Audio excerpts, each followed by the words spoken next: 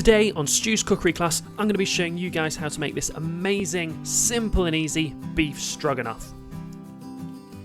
First thing I'm going to do is dice up one onion. It doesn't matter how fine or chunky, it's just personal preference really.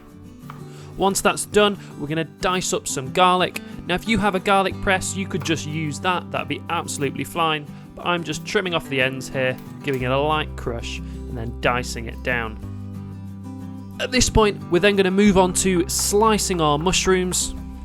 Again, I like mine fairly thinly sliced, but you could slice them thickly or into chunks if you wanted to. Now you'll see I've got nice even slices there, but if you're struggling with your knife skills, the easiest way is to chop it in half, lay them flat, and then slice along that way. Now here you'll see I'm actually using one sirloin steak for 2 people. You could use ribeye or rump or any beef really. This is just a really good cut to use for a nice tender, flavourful end result. You'll notice I'm slicing these fairly thinly, and that's because I'm just going to flash fry them, get a little colour on them, and then turn them straight back out. Now here I've got my frying pan on, I'm going to get it red hot, and I'm putting about a teaspoon of oil in there, just enough to fry off the beef.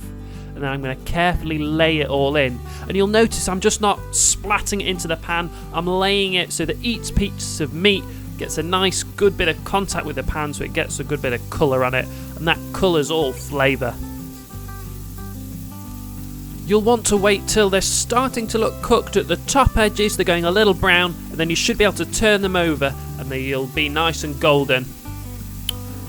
So once both sides are golden, we can take those out of the pan and set them to one side.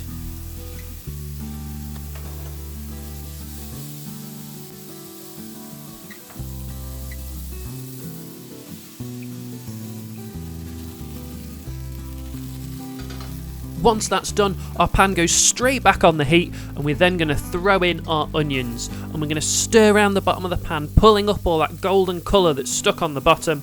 And you'll notice here there are a couple of pieces of fat and gristle that I cut off when I was slicing up my beef. I've just popped those in the pan, and that'll just slowly release a bit of beef fat into the dish, and it'll help add a bit of extra flavour. So I'm just going to sort of fry these off until the onions are nice and soft and golden. Once they've got a good colour on, you'll be able to add in your garlic. It might take 4 or 5 minutes, and we're just going to stir that through nicely. I'm also now going to add some dried herbs, just about 3 teaspoons full. Doesn't matter too much. I'm actually using Italian seasoning just because it's what I've got. But you could use mixed herbs if you wanted to. Now I noticed at this point my pan was looking a little dry, so I added a touch of extra oil, less than a teaspoon, just because you need that fat to transfer the heat from the pan to the onions in there. Once that's had an extra couple of minutes, we're going to throw in all of our mushrooms and give them a gentle stir round. At this point, I'm also adding 50 grams of butter, and this is to make my sauce with, so we'll be making a roux and adding flour into this later. You'll notice I'm folding this round, and I'm just waiting for those mushrooms to sort of wilt down a little and soften. Once they've softened, we're ready to add in our flour, and that's 50 grams of plain white, and we're just going to stir that in until it forms a bit of a paste. And it's all thoroughly combined. Now that's all together as one, I'm going to slowly add a little milk at a time, keeping it on a high heat. So we're just going to add a tiny bit at first and give it a thorough stir in, and it's going to become quite thick and still be quite pasty, and we're just going to keep gradually adding milk until it forms a nice thick sauce.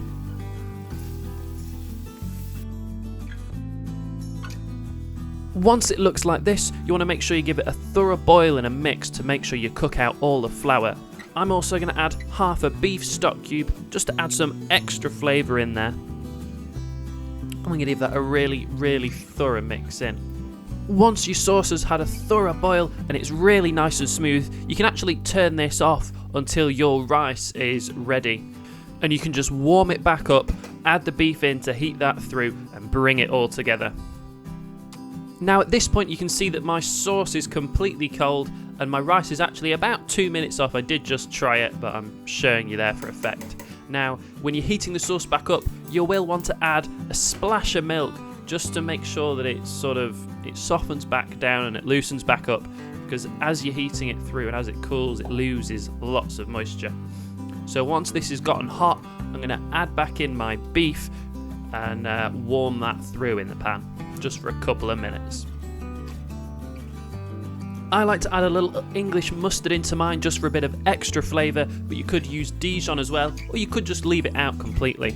You'll notice as I'm adding the meat back into the pan, I actually scrape the juices off the chopping board that have been released from the meat, and that's all extra flavour that you can add into your dish, and it really adds a certain something to it. Now at this point you might find that maybe your rice is ready and you're still trying to heat through your sauce and your meat, and that's absolutely fine. You can just strain that out into a colander, pop the colander back on top of the pan and put the lid on top of that. That way the rice won't get soggy, but it'll keep steaming hot like mine is here. If you like this video, then hit that button, and if you really liked it, consider subscribing, and why not check out some of my other midweek meals. Thanks for watching.